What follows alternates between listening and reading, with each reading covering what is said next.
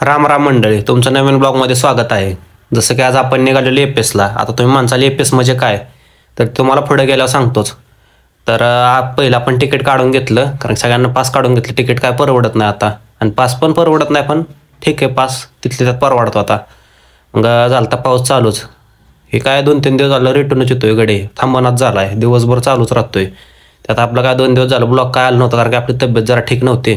आपण पुलगेटला उतरून मग डायरेक्ट आलो इकडं एपीएसकडे चालत. आता एपीएस म्हणजे काय तर फॅशन स्ट्रीट बघा, तुम्हाला दाखवतो बघा. इथनं डायरेक्ट एंट्री होती बघा.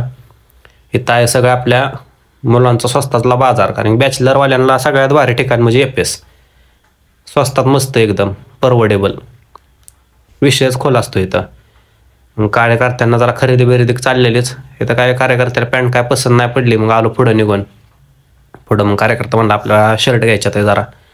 मग बघितलं टी शर्ट ही ओकेमध्ये. त्यातलं त्याला पहिला एक आवडला, नंतर ना परत दुसरा बघत होता, मग दोन्ही पण आवडलं. ओकेमध्ये केली शॉपिंग. तिथनं निघालो आपलं. तिथनं डायरेक्ट आपण परत रिटर्न PMT स्टॉपला आलो. बघा बर्गर किंग कशी काय, ओके का नाही. कॅम्पातला बर्गर किंग पुण्यातला सगळ्यात फेमस. कधी जमलं तर या नक्की, तिथं क्वालिटी असतो बर्गर तिथला.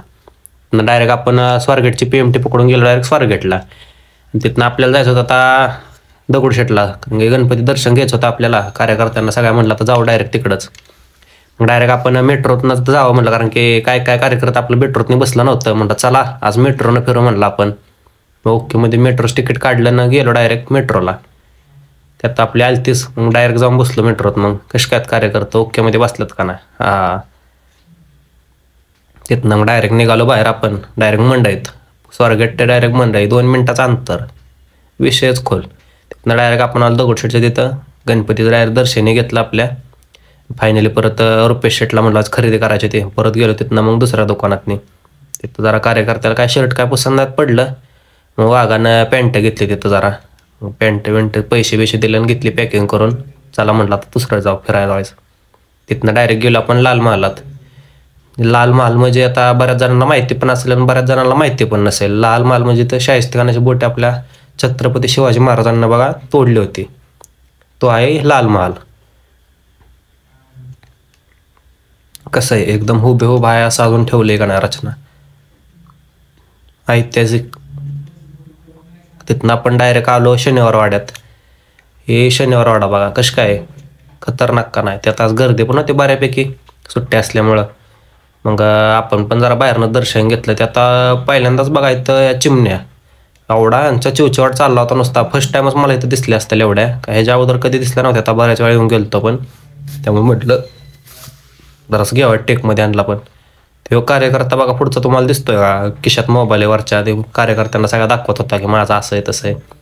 ह्याचं ह्यो आलता सौदी अरबवरनं आपल्या इंडियात फिरण्यासाठी. त्याचं त्याचं ब्लॉगिंग पेज आहे, तो एक ब्लॉगर होता, त्याचं पेज तो दाखवत होता सगळ्यांना. त्यानंतर बाकीत जरा टेकही घेतलं तिथलं. तिथून मग आता निघावं म्हणलं, आपला पुढचा प्रवास चालू करावा. तिथून डायरेक्ट आपण निघालो पुढं बघा. मग काय आता फायनल संध्याकाळ झालतीच. मग आलो माघारी. आपलं मारुतीरायांचं दर्शन घेतलं, निघालो रूमकडं. मग फायनली शेवट आता म्हणलं चहावर ताव मारा आणि दिवसाचा शेवट करावा म्हटलं आता आपल्या. चला भेटू पुन्हा पुढच्या ब्लॉगमध्ये.